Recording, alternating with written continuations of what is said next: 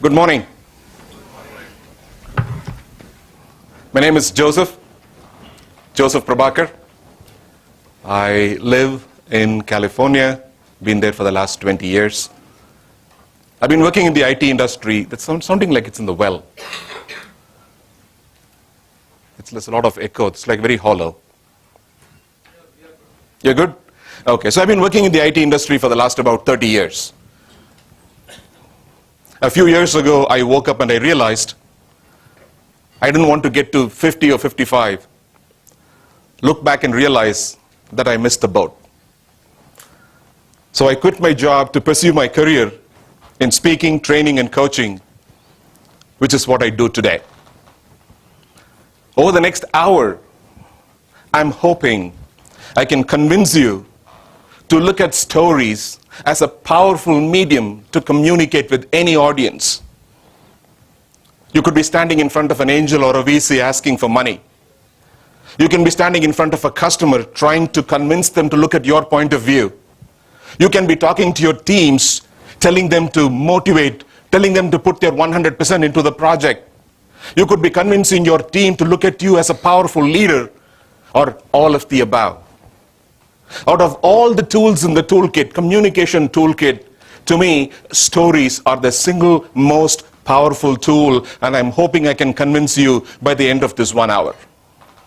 However, for a very brief moment last evening, I was looking at this title and I was saying, did I make a mistake with the title? Because when winning matters, we don't tell stories, do we? When winning matters, what do? We throw numbers. We throw facts, we throw charts, we throw statistics. Because that is how we have been schooled. We've been taught to throw numbers. We are data-driven people. Especially those of you who are in IT. We convince with our data, not with our stories. But here is a question. When I throw numbers at you, facts, figures, charts, statistics, when I throw them at you, where do you think they land? Let's say I'm throwing some number at you from here. Which body part am I aiming at when I throw numbers? Where do they land? In the head. And what do you think happens in the head? Pardon me? Analysis. The head is where the logic resides. And when there is logic, there is argument. People are saying, you are saying 3%, but that is not really true. We've only been able to achieve 1.5%. Our growth hasn't been 15%, it's only been 12%. People are arguing endlessly with numbers. Instead, try stories. Where do you think stories land? In the heart. In the heart, there is only emotion. And where there is emotion, there is no argument, there is only acceptance. Or at least an increased chance of acceptance. Just because you are telling a story, people are not going to fall for you, but at least they are going to look at it a lot more positively than if you're going to throw numbers at them. And that is one of the primary reasons I would say, when you want to win, tell a story.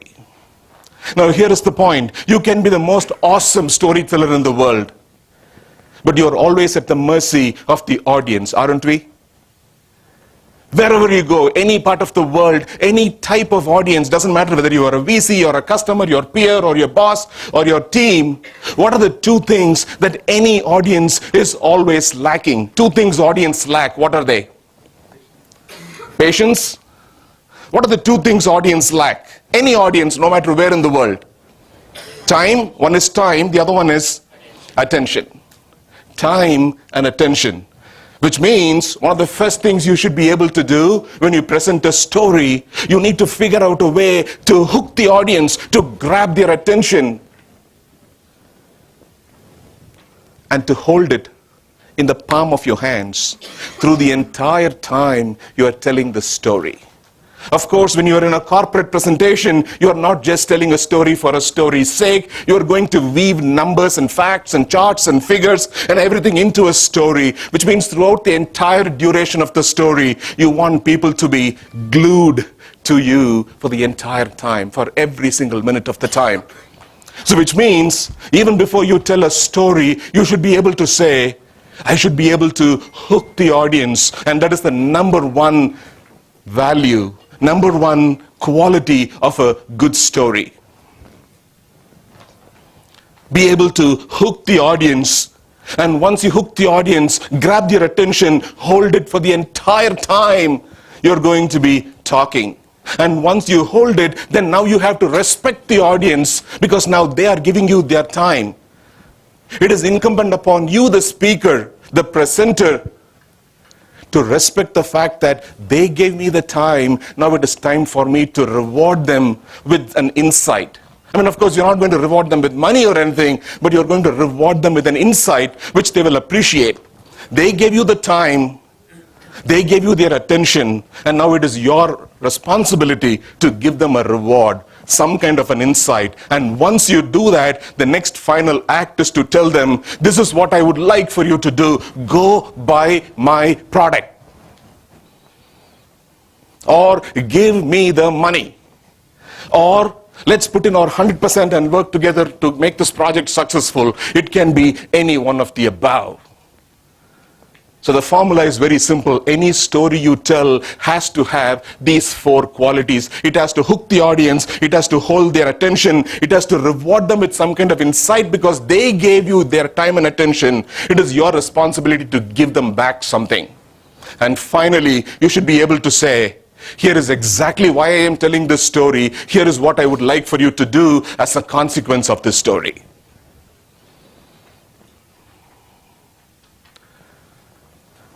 Now, even as you are telling this story can be aimed at, stories can be said in a multiple different mediums. It can be told like I'm telling today. I'm standing in front of you, I'm telling a story. The ads that you see on TV have a powerful story element. Even print advertising. How many of you believe you can tell a story in a very simple print advertising? You can tell a story. Anybody? Print ads can tell a very powerful story. So today, this morning, I'm going to show you 3 different kinds of stories, and then we will slice it and dice it and analyze it to see how can we tell a good story ourselves. Now, here is the point I'm going to make throughout. If I can tell a story, you can tell a story. I'm the biggest introvert this side of the hemisphere. If an introvert like me can tell a story, I can guarantee you, you can tell a story. All it takes is practice, practice, and practice. Like they say, repetition is the mother of skill. Repetition is the mother of skill. So here is my first story. It's my personal story. Now, how many of you believe personal stories can be told in the context of a corporation, a company? Or personal stories should be kept at home only? Anybody? A personal story can be told in the context of a corporation because work spills into life, life spills into work, and your team needs to know what you are made of, who you are, why you do what you do, and things like that. So here is my story. The knock on the door could mean only one thing. That my father had passed away. Let me take you back about 3 days. I was working in Los Angeles while my family lived in San Francisco. So I used to fly back and forth every week. One morning when I was working, I got a call from my mother here, and she said, Dad is admitted in the hospital. And I was the typical son, right? I'm a typical eldest, and I'm saying, what can I do, Mom? Can I do this? Can I do that? Can I send some money? Because the last year my father had been in and out of the hospital, so I didn't think much of it. Over lunch, I happened to tell my boss, Mark, that my father was ill, and his first question was, so what the heck are you doing here? You should be there with your father. And my response was, no, Mark, I can't do that. I have so many deliverables. I have to meet the client tomorrow. I have to do this. I have to do this. I have to do this. He tried arguing with me. See, I can be a knucklehead sometimes. At one point when I was not convinced, he came up to me, he grabbed me by my shoulders, he shook me by my shoulders and said, Joseph, this is only a job. I want you to drop everything today and go to India and see your father. And I realized the boss is always right. So that evening, my family and I flew to Chennai. We reached the airport, drove straight to the hospital, and I got to spend about an hour and a half with my father, recalling good times, recalling old times. The greatest hour and a half my father and I had ever had. And then we had to retire to the adjacent room so that my father could take some rest. And that is when we got the knock on the door.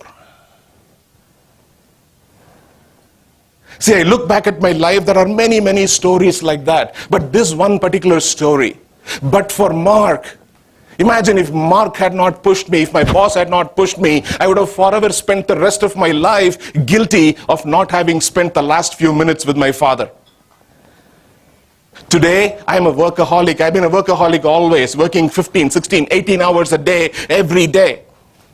But because of this one incident, now I know, no matter what, family comes first.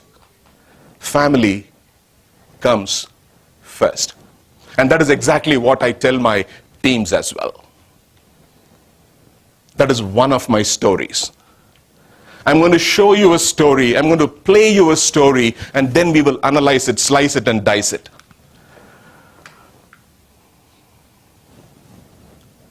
Mummy ये देखो फिर दाग लगा दिया पापा ये लीजिए आपके घर जाने की ticket hello yeah I am just going to send you the email in 5 minutes या give me 5 minutes I am working on the present मेरी छोटी सी गुड़िया कितनी बड़ी हो गई घर घर खेलती थी अब घर संभालती है ऑफिस संभालती है I am so proud and I am so sorry sorry कि ये सब तुम्हें अकेले करना पड़ता है सॉरी कि जब तुम घर घर खेलती थी तो मैंने तुम्हें रोका नहीं ये नहीं कहा कि ये सिर्फ तुम्हारा काम नहीं है तुम्हारे हस्बैंड का भी है पर कहता भी कैसे है और मेरी ग्रीन शर्ट धो देना मैंने भी तो कभी तुम्हारी मम्मी की हेल्प नहीं की और तुमने जो देखा वही सीखा तुम्हारे हस्बैंड ने भी बचपन में यही देखा होगा घर घर खेलते वक्त वो टीवी देखने की या न्यूज़पेपर पढ़ने की एक्टिंग करता होगा और तुम जैसी कोई छोटी सी लड़की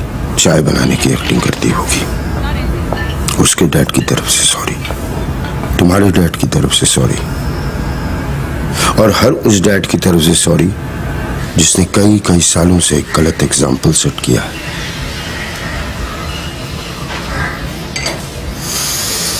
पर अभी भी देर नहीं हुई इस सॉरी के साथ मैं अपनी तरफ से एक छोटी सी कोशिश करूंगा कि घर के काम में मम्मी की हेल्प करूं किचन का किंग ना बन पाऊं तो कम से कम लॉन्ड्री में तो हाथ बटाऊं इतने साल एक गलत एग्जाम्पल सेट किया है अब कुछ सही कर जाऊं तुम्हारा पापा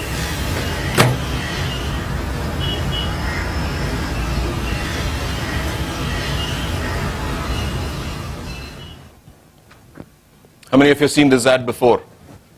Most of you. And how did you feel the first time you saw it? Touched? Didn't you want to get up from your seat and go wash some clothes? Yeah? What was Ariel trying to sell? What were they trying to sell? Emotion. They were not trying to sell detergent. The fact that they were selling detergent was incidental to the whole story. They were also trying to sell detergents. But that was not the point of the ad at all. That was not the point of the ad at all. Here is the last print advertisement.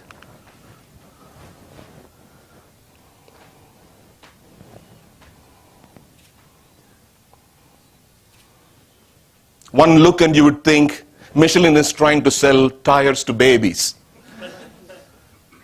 So where is the story here? What is the story here? Anybody? Pardon me? Tell me as a story. Put this into a story form.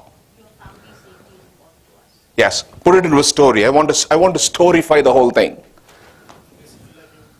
You're going very fast. Absolutely. It's raining, and you see a vehicle coming on the opposite side.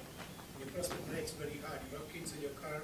and you can make a special, the car is going to be absolutely still, nobody's going to be hurt, and that's what Michelin does for you. Beautiful. That is the story that Michelin is trying to sell. The fact that they are selling tires is incidental to the whole thing. They are also selling tires. But what they're selling here is safety. You buy Michelin tires, be the hero, save your family. Much like Nike, what is Nike selling? What does Nike sell?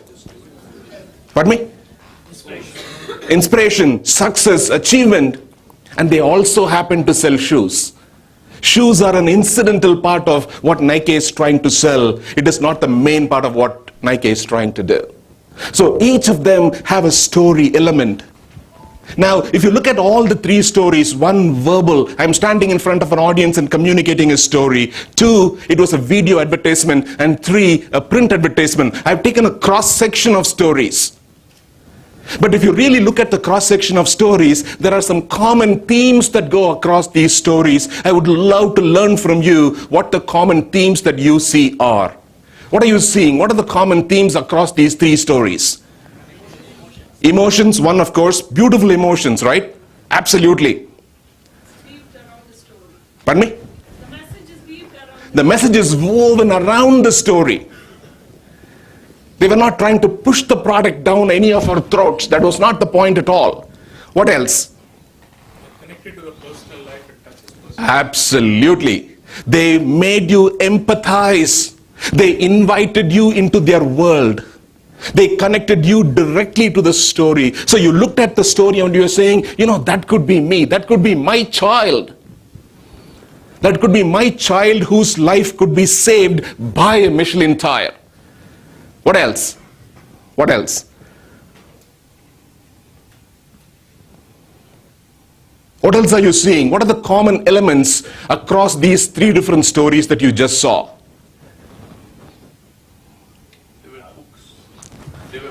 They were hooks, powerful hooks. So, especially the second one, you wanted to know what was it about. Yes. And then Ariel comes with the package. Absolutely. You kept wondering till the very end, and then they said, you know what, we happen to sell detergent, just go buy it. Each of these stories were purpose-told stories. They had a purpose. They were not fiction, because the moment you talk about stories, what comes to your mind? Fiction. So, as opposed to a fiction-told stories, these three stories were purpose-told stories. See, when you tell a fiction-told story, you have enormous amount of time. You go watch a movie, you have 2 hours, which means the director has so much time to weave a story. In a thing like this, in an ad that you saw, which ran for 90 seconds, you have to weave magic in 90 seconds. In the story that I said, I spent exactly 60 seconds telling a story, and that is all I have. So a fiction-told story could be a very long time, 2 hours. A purpose-told story in the context of your company, your startup, your corporation can only be for so much amount of time. The point is not the story, the point is the purpose. And a fiction-told story is for entertainment. A purpose-told story does entertain, but is not entertainment. There's a big difference between entertaining your audience and doing only something for entertainment purposes. And each of the 3 stories that you saw, they took you up and down the emotional sine curve, bell curve. They took you up, you were happy. Then suddenly they dropped you down, you became sad. Then suddenly they took you up and down. They took you through an emotional roller coaster. It was never a straight line.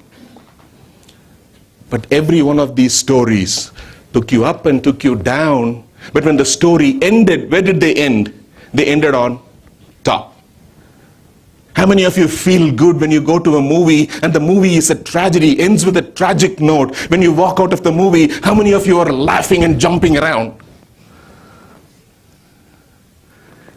Those are the movies you are saying, man, why did I waste my money on this movie? There is enough trouble in life already. I didn't have to go to a movie to see troubles. So you take them through an emotional roller coaster, but end on a positive note. End on a positive note. And that's a secret for any story, no matter where you say it, what medium you say it, and how you say it. Now let's slice and dice each of these movies. That way you can take away some things, a structure, a framework. And so when you tell your stories, it will be chop, chop, chop, 1, 2, 3, and I have a story that I can tell my audience. So if I'm going to slice and dice each of these stories, especially let us say, if I take the movie, the Ariel movie, what are some of the elements of a story? Who are the characters? What do they do? What are some of the elements of the story? If you can slice it and dice it, think about it critically. 1, the story had what? The story had a person. A person. Typically we would call that person what? A protagonist. I'm glad you said protagonist. Most audience say hero. Yes, of course the person is a hero, but I shy away from the word hero for the simple reason, a hero is somebody who has some special powers. But you know, I'm the guy next door. I'm like you and me. I don't have any special powers. So don't call me a hero. I'm the protagonist of the story. I'm the protagonist. The person who, the core character of the story, with whom I can empathize, with whom I can relate in the story. I want to be able to say, you know, that could be me. I could be the guy driving the car. So that is the number one element of any story. Whatever story you tell, whatever medium you tell it in, print medium, it could be video medium, it could be a verbal medium, doesn't matter what. First one is every story has to have a protagonist. Okay, what else did you see? What are the other elements of a good story? One is a protagonist, then what else happened? The protagonist was leading a very normal life, everything was perfectly going on fine. Fear, and suddenly there is a problem. There's a problem. Everything was in total balance until one day, what happened? Things went out of balance. And that is what we call an inciting incident. Something happened in the life of the protagonist. Something changed. What was otherwise a normal life, suddenly something happened, and through that person's life, totally out of balance. Isn't that how life is? We don't expect what will happen, but something suddenly happens and changes the total outlook, changes the way we live, changes the responses to the situation. Then what happens? Once something goes out of balance, what do we try to do? Pardon me? Find a solution. So what do we go after? Let's say if illness strikes, if suddenly an illness strikes, throws our life completely out of balance, what do we seek? We seek health. We want to restore our health. There is a loss. We lose something, we immediately want to restore the loss. We want to go after money, and that is what we call the object of desire. The thing that we are going after, what will help me restore the balance back in my life? So number one, protagonist. Who am I empathizing with in the story? Who do I want my audience to look at in the story? And two, what happens to the protagonist, the inciting incident, something that throws the person's life completely off the balance? And three, the object of desire. And then what happens? Okay, I want to restore my health. Is it a straight line? Is it like I can just go to the store, buy some health and come back? Is it that easy? Is it? How many stores are there in Bangalore there where they sell health? Or where they sell money? Not even banks sell money anymore. So every attempt you make, there are some obstacles. There are some challenges which the protagonist has to go through. Somebody has to jump through multiple hoops to be able to go achieve, to get something. And along the way, there are any number of challenges. Now go back to your dragon stories. When the hero is trying to go slay the dragon, is it a straight path to success? No. He comes across 7 seas and 7 mountains and this and that and everything before he finally gets to win the dragon and kill the dragon. And what's the last thing? Happy ending. I would wish. In most cases, yes. The last thing is, what would you want your reader to do? What action do you want your protagonist to take? What does the protagonist do to go get the object of desire? It could be health, it could be money, it could be fame, it could be reputation. What would you want your protagonist to do in order to get the object of desire so that their lives can be restored? It can be put back in balance. So every story, no matter where you tell, how you tell, what you tell, in which part of the world you tell, has to have these 5 elements. And without the 5 elements, there is no story. So we saw 4 qualities of a good story: hook, hold, reward, action. And we saw 5 elements of a good story: the protagonist, the inciting incident, the object of desire, the obstacle, and the action. I just designed them around numbers so that you can anchor them in your brain. So when you walk out of here, you can take with you the mindset, the skill set, and the tool set, which will help you tell a good story in whatever job you do, whatever companies that you run. Once you know all these factors, now it is time to weave a good story. Like you said, weave it into a good story. I mean, protagonist is standing separately, inciting incident is standing separately. Now we have to put all these things into one good khichdi. Weave them into a good story, because you are now going to tell a purpose-told story. So you need a framework. You need a framework. The moment you hear about a story, the moment I want to learn a story, what advice do you think people will give you? Every story. A purpose, of course, but if you're talking about a framework, how should the story be structured? Every story needs to have a beginning, a middle, and an end. Every story has to have a structure. Of course, it has to have a protagonist, it has to have a problem, it has to have an object of desire. But when you talk about the framework, every story needs to have a certain structure, because you can take the most awesome story in the world, but you can do a fabulous job of messing it up, and you can see 100 sleeping people in front of you. Or you can take the most mundane, boring story, and you can make it sound like Hum Aapke Hai Kaun. I mean, no, Hum Aapke Hai Kaun. Talk about it. What was the story there? But the story was so brilliantly woven, we sat and watched that movie for 3 hours. Talk about my own story. I talked about how my father passed away. I mean, how dramatic is it? It's not a dramatic incident. Of course, I lost my father. I still feel for it. But I took a very small incident from my life and I wove it into, I put a certain structure into the story and made the story so interesting so that you would want to hear it over and over and over. So without you knowing, I put a structure into the story. I wove a structure. The structure is still the same, the beginning, middle, and the end, but I wove it in a certain fashion to make it interesting.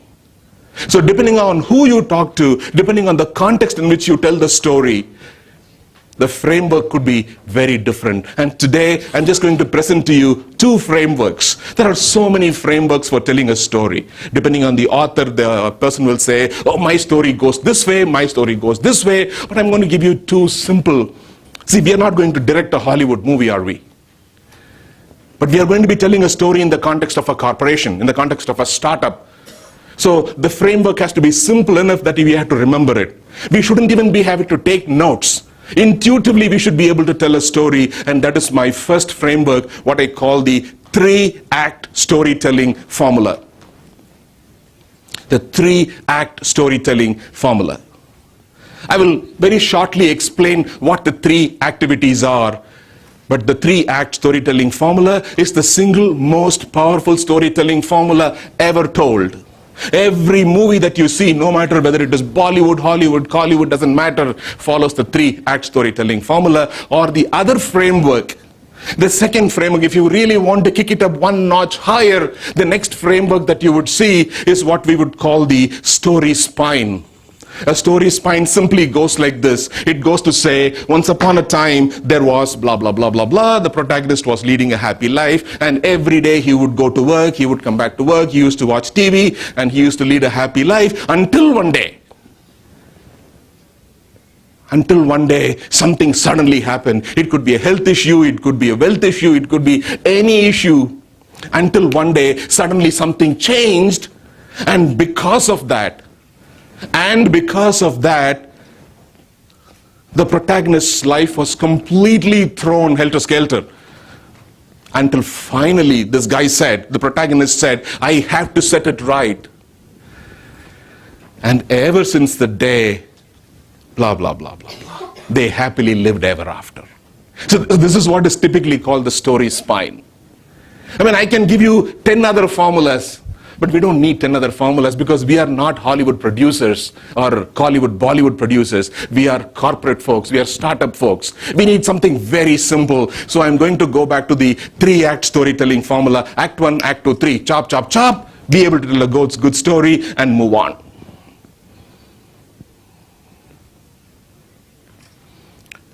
I'm still going to follow the same formula. The beginning, the middle, and the end. Now tell me this. For some reason I hate the format, the beginning, the middle, and the end. Why? What is wrong with the beginning, middle, and the end? Too predictable. Pardon me? Too predictable, and what else? It does not create curiosity? Possibly. You can create curiosity, but on the face of it, it does not create curiosity. You're right. My problem with that format, beginning, middle, and the end, I don't know what to say in the beginning. I don't know what to say in the middle. I don't know what to say in the end.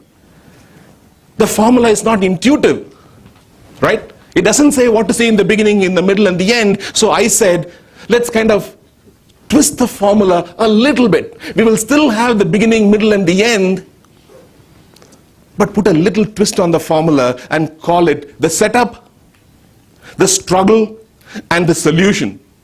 The setup, the struggle, and the solution. The same formula. I took the same formula, the beginning, the middle, and the end, and now I am calling it the setup, the struggle, and the end. Now let's pause for a moment here. If you analyze those 3 words, the setup, struggle, and the end, what do you observe? Just your top of the mind reaction from those 3 words. Yes, but I want to look at don't go into the story. I just want you to look at it from above. Let's say here is the story lying on the ground. You're looking at it from the top. Just what do you observe? A journey? Okay, thank you. What else? Very simple. Don't overthink this. The beginning and the end. Brief context. Even simpler. Think even simpler.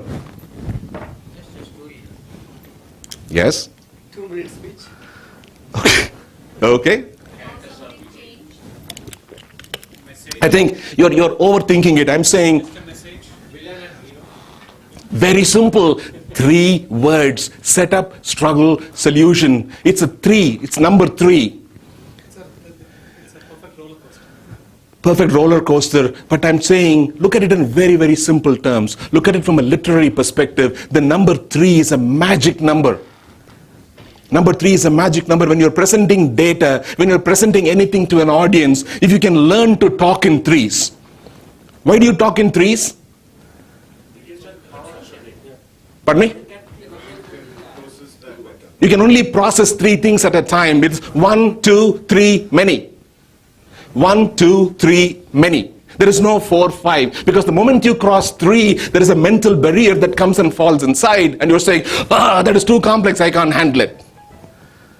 And that is what we call the tricolon. 3 things. That is one thing. See, I told you, look at it from very, very simple, childlike eyes. 3 things. And what else do you see? Setup, struggle, solution. All of them start with the S. That is what we call, somebody said, alliteration. If you can kind of name it that way, S, S, and S, alliteration, it's easy. It increases the power of memorability. When you're trying to introduce a product, if you can build in the product of the memorability into the product, memorability into the naming, it makes it simple for people to remember it. And that is why we say setup, struggle, and solution. Right out of the bat, I built into alliteration and tricolon, makes for a good, memorable story structure. Now let's dive in. Now what do you think happens in the setup?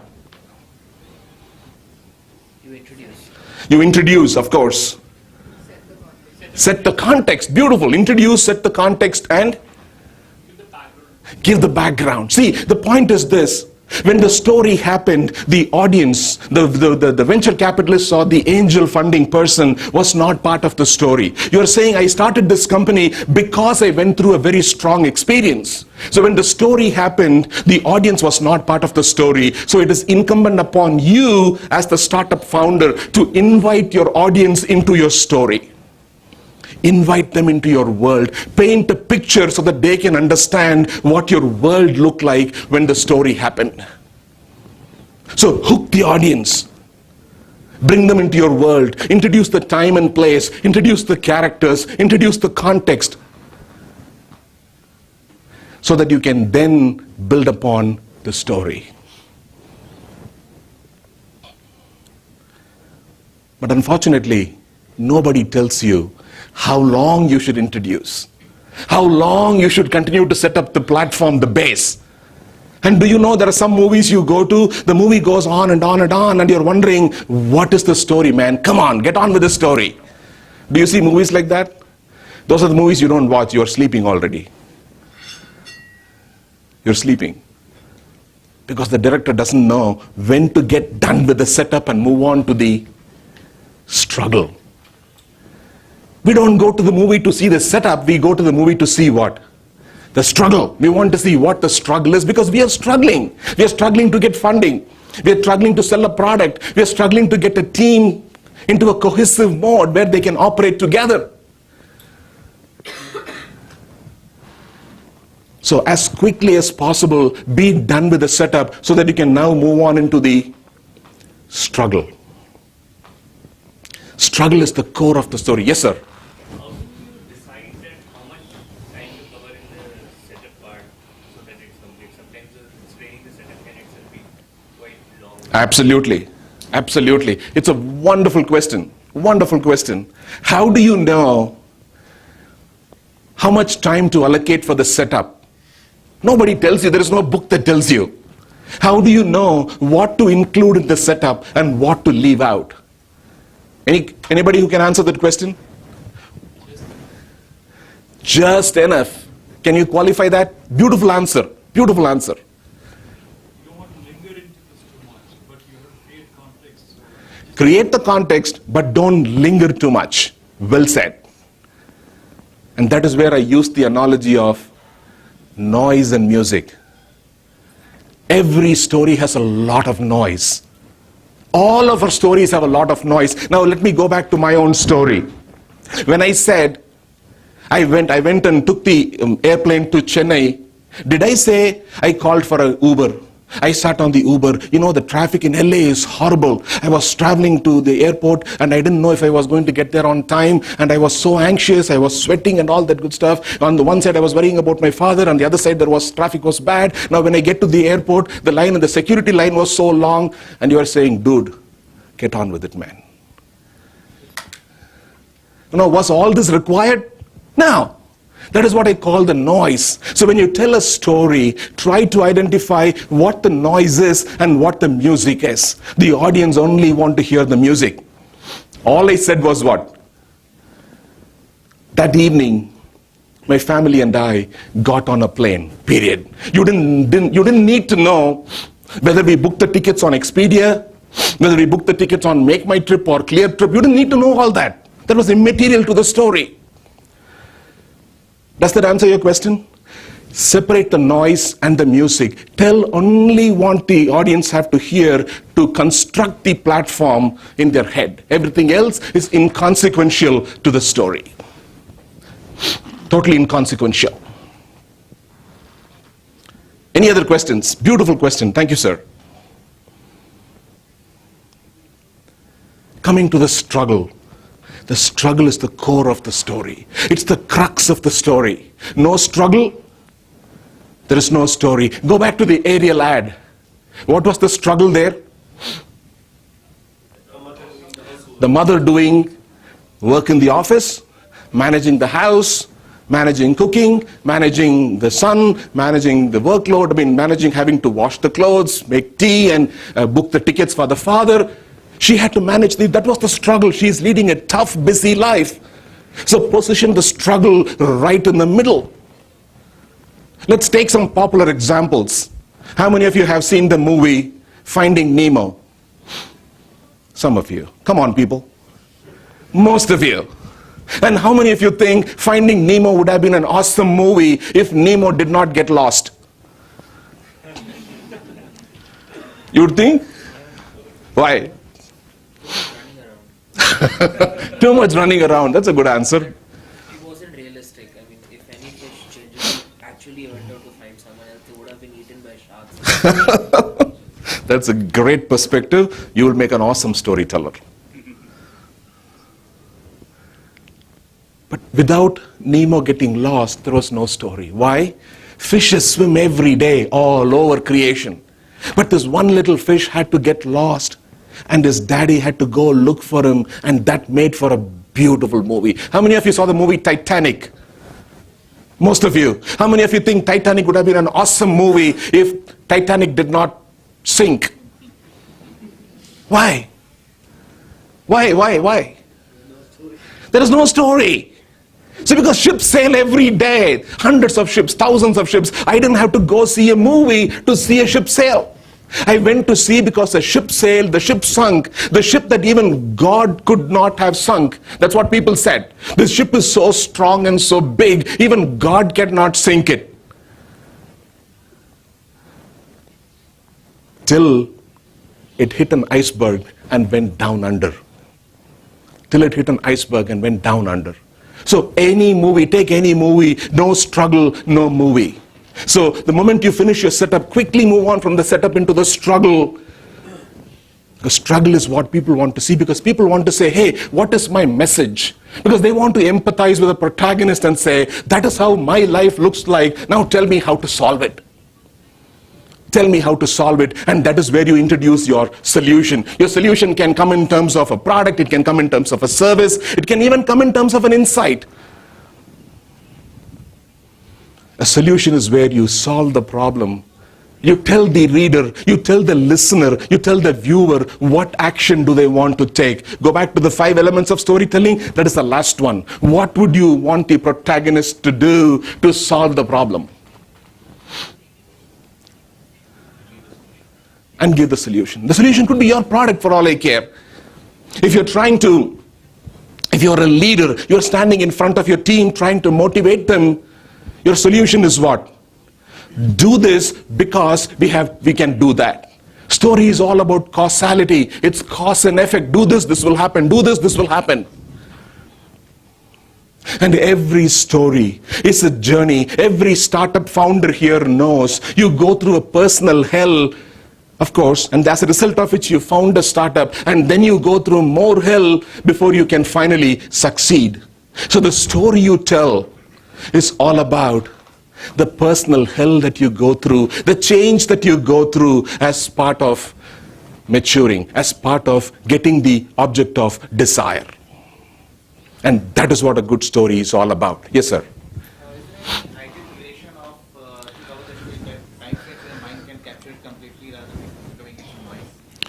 Anybody? It's a beautiful question. He's saying, what should be the duration of a story before the music can become noise? Should it be 10 minutes, 30 minutes, 1 hour? Sir? 3 minutes. 3 minutes is a beautiful amount of time. Anybody else? Duration actually doesn't matter as long as the content is,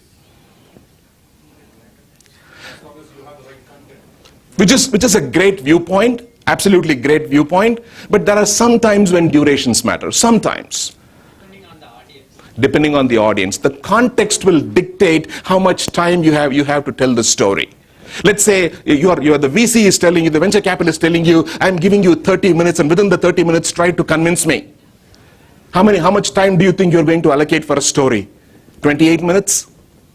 Now, When a VC is giving you 30 minutes, you have to get the message across about why you found the startup, who are your team members, how much are you asking, what product are you after.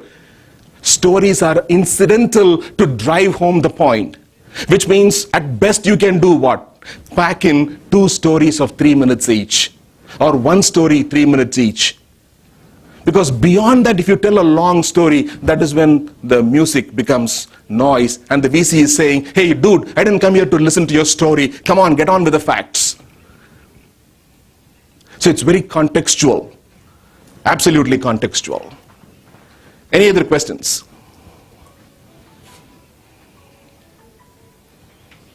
Sir. In many products, struggle is given, right? Like, let's say, coming up with a solution to solve a traffic problem. They cannot just keep on explaining the traffic problem or telling the story about the traffic problem, because struggle is obvious to anyone. So do you think still struggle should be emphasized? You tell me. It's a beautiful case study. He has a traffic startup. There is no point having it saying, like, you know what, traffic in Bangalore is so bad, traffic in Bangalore is so bad, how many times will you say that? Everybody says, yeah, shut up, we know already. So how do you personalize it? How do you bring the problem home? Finding specific use cases, I guess everybody will agree. Exactly. You say, it's not the traffic that is a problem. Because of the traffic, what is the protagonist going through? I was stuck in traffic. I could not get to my daughter's first recitation on time. My daughter felt so bad. I felt so pathetic. I felt like a father unfit to be my daughter's dream dad. And that is the story.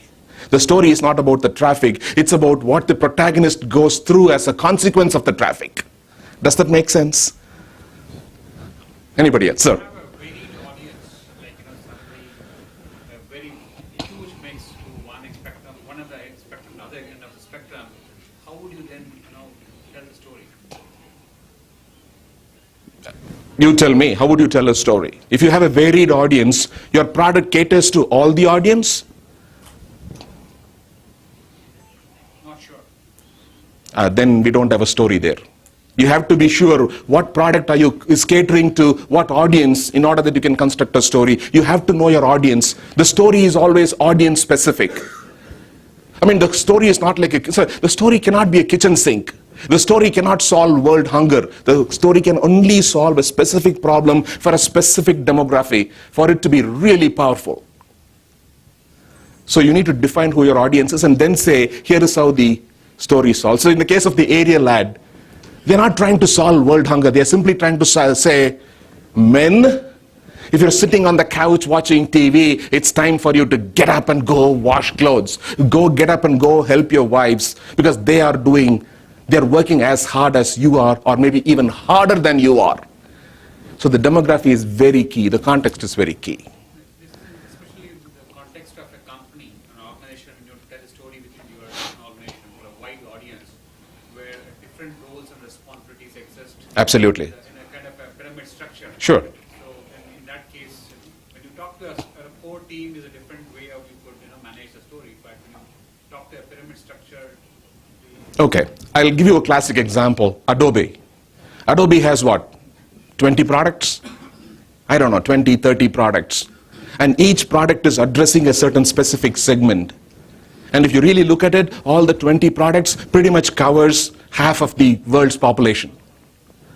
But they're not trying to attack it with one type of advertisement. For each product, they identify what the demography is, and they go after that demography. They create a story for that demography. So Adobe has some of the best advertisements. Go to YouTube, look for Adobe's advertisements. They have some of the most fabulous advertisements. Fabulous advertisements. But they are very context specific. They say, this context, this advertisement. Any other questions? Sir. What is the percentage between the distribution between the 3 setup, struggle and solution? Absolutely. Is So there any norm which one should follow? there is no scientific formula, but I would simply say, if you have 2 minutes to tell a story, I would say spend about 25 seconds on the setup. Try to paint the picture as quickly as possible because you want to move on to the struggle. Struggle is where you want to spend the bulk of the time. An hour a minute or minute and 10 for the struggle, and then you move on to the solution. It's not science, but I'm saying try to put the bulk of the time for the struggle and try to be as little as possible on the setup. Solution everybody knows. It is your product, so you just position your solution. Yes, please. When you are presenting about your product and you find out the audience is not in line with you, how do you sense that they are not in line with you? Question number 1. 2 is, when they are not in line with your story, how do you manage that situation, or little bit? Can you elaborate? Can you give me some actual examples? Okay, I'm telling about my product, explaining about the characters and what they are struggling through and what can be the solution. But I do see, but can be the mixture of audience, or even it can be the core audience who want to understand, but you sense that they are not following the story properly.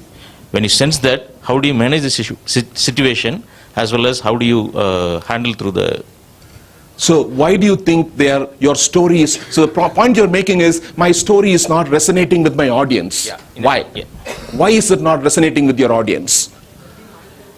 Maybe it is not solving their problem, or I am not able to find their struggle. Exactly. You don't know what struggle, because your product has to solve something that they are going through. They are going through a struggle. What will your product do to them? So that's where the whole protagonist comes from. Who is the protagonist? Somebody with whom you can empathize. Somebody whose problem you can solve. If you can find out what problem they are going through, and if your product happens to solve the problem, the resonation will not be an issue at all. Your story will resonate, or at least you can learn to tell a story that resonates with them.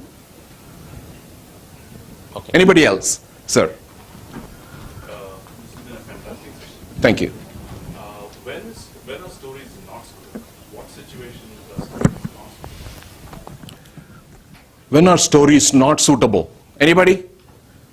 When our story is not suitable. I think there comes a time when people want to hear your story, but then when it comes to decision time, people want to hear hard facts. Exactly. There are stories is to hook the audience. You want to get them into your control, grip them, convey everything. And like for an example, when there is Q&A time, see, I'm not using stories now. You're asking a question, I'm giving you an answer. Asking a question, I'm giving you an answer. I'm not answering it with a story, I'm answering it with hard facts. Just because you are a hammer, everything doesn't have to look like a nail. Just because you have one story, you can't keep using it all the time. Anybody else? Sir. Absolutely, absolutely, absolutely. How do you think I started my story? When I told my story, I said, the knock on the door, which means I put the actual climax at the very beginning, and then I let my story catch up to the climax. Right? Many directors use that thing. They shoot somebody or something, they solve the problem, and the rest of the story catches up to the beginning of the movie. But it takes a lot of practice before you can get into that mode. Anybody else? Any other questions, sir? Game creators, not the problem solvers. Problem may not be there, but could be like a game creator. For example, Elon Musk is building SpaceX to take people to Mars. The problem has never occurred. So what kind of story, let's say, Elon Musk can tell to the investors? What is Elon Musk trying to do? See, the fact that he's sending spaceships to whatever reason, why is he trying to do that? What problem is he trying to solve? Yeah, that problem has never occurred, so he does not have a story or a protagonist. Is it true? Has the problem not occurred? Then why would he have a business? If the problem has not occurred, then what problem is he solving? What is his business based on? Basically, he's giving a chance for humanity to survive. Exactly. And that is the ultimate solution. He's saying at some point this world cannot hold all the population. We need to go in search of alternate places to live. Space colonization, where we need other places where we can go and habit. So what kind of struggle story Elon Musk can tell? I've given you enough resources for you. You can tell me what story Elon Musk should be telling. You tell me. extinction of resources. People are vying for resources. There is shortage of food. There is shortage of space to live. Where there should be only 20 people living in a square kilometer, now there are about 200 people living in a square kilometer. And as a consequence, there are health issues. There is famine. There is poverty. There is disease. Climate change. It could be anything. But yeah, those are the problems. Where is the protagonist in that? You tell me. It is how you weave the story. Who's the protagonist there? Who's the protagonist? You tell me. Who's the protagonist in the story? When there are 20 people should be living in a square kilometer, when there are 200 people living, who's the person who's suffering? The individual. Let's say if I am the person, I have no money, I cannot go from here because this is the only hut I have. I cannot relocate myself. So my struggle will be the story, the individual. If you need to boil it down to a relatable individual, closer home, bring the story closer home in a way that I can understand it, I can relate to the story. Make the story relatable, which means you'll have to boil it down to one person's struggle. Whether it is stuck in the traffic or stuck in the middle of a sea of humanity. So we are running out of time, so we'll take one last question and then, yes sir. Yes. The story. How about delivery? Good question. I wish we had 2 more hours. Because so far what we have seen is what I call the science of storytelling. The structure of a story. What we haven't talked about is the delivery. Now, even as I'm talking to you, what delivery techniques have I used? Anybody? What delivery techniques have I used? Yes, sir. Pauses. I used pauses very powerfully. I didn't keep on rambling. I spoke, I paused. I spoke, I paused. What else? Eye contact. Pitch. Voice modulation. Engaging the audience. And that is what I call the art of storytelling, which is what we haven't done today. Because we only have 1 hour, so I had to deliver the music and I had to cut out all the noise. And the noise was all the art. So it's not the story, it's not what you tell, it is how you tell, and that is in the next NPC Conclave 2018. I'm going to finish it with one last story to drive home a point. I told you in the beginning, I'm an introvert. If I can learn a story, you can learn a story. But here is something that, the reason why we cannot tell a story, and here is why.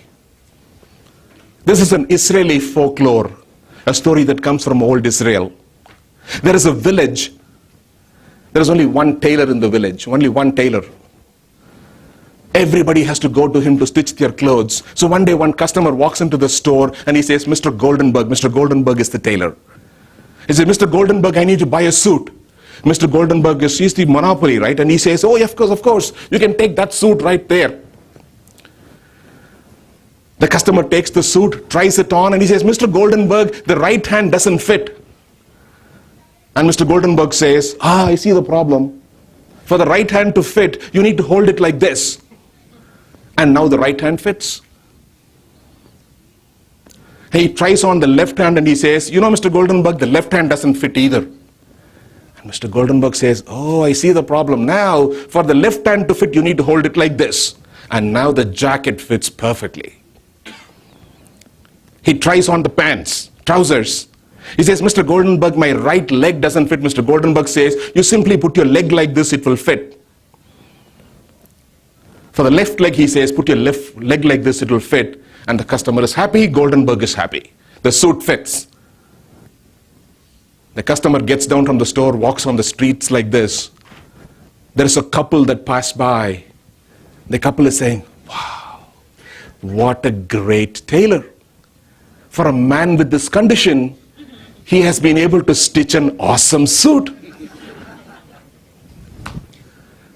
For a man with this condition, he has been able to stitch an awesome suit. We all have been given these suits from our childhood. Habits that we have acquired. It's the story you have been telling yourself, I cannot be a good storyteller because I'm not a good communicator. It is the story that you run over and over and you replay. You replay 1,000,000 times in your mind. The story that you tell yourself. The suit that you have been given which makes you stand like this all the time. And today I'm making a call. I'm saying, if I can tell a story, if an introvert like me can tell a story, you can tell a better story. Thank you. Thank you for coming.